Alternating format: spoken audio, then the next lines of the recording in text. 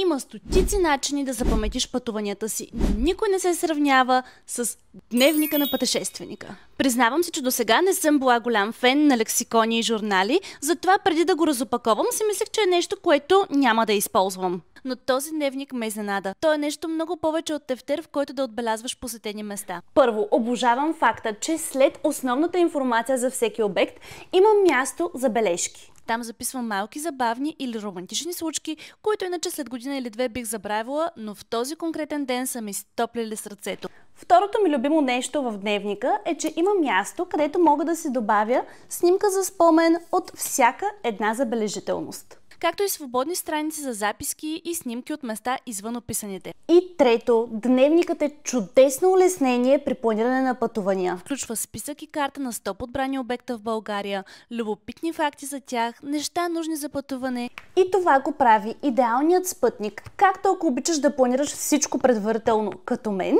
така и ако искаш един ден просто да се събудиш, да отвориш картата на България, да си избереш една нова локация и да тръгнеш на пътешествие. Не си истински пътешественик, докато нямаш пътепис, а този дневник е дори по-добър от такъв.